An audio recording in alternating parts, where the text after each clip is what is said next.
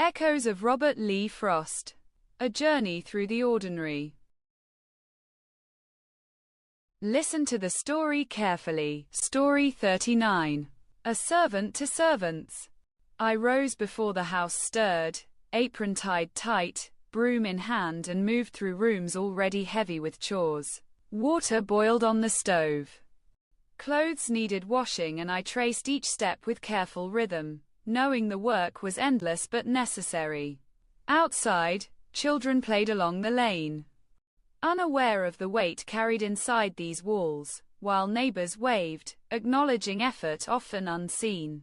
I whispered to myself, thinking of generations who had labored this way, hands raw, hearts steady, shaping home with sweat and care. Noon brought brief rest, a sip of water, a glance out the window at sunlit fields. Evening settled, chores completed, and I paused, breath heavy, hands worn, feeling a quiet pride.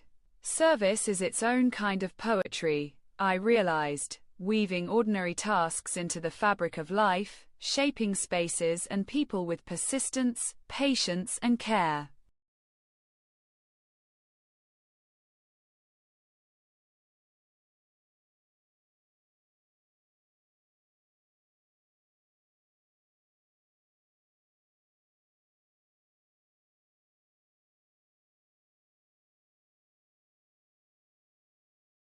Now listen to the poem.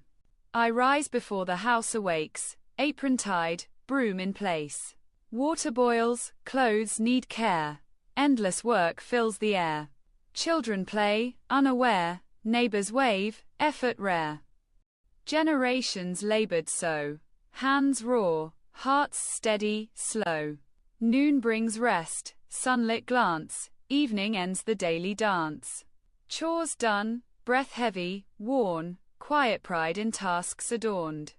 Service weaves life's subtle art, shaping home and hearts apart.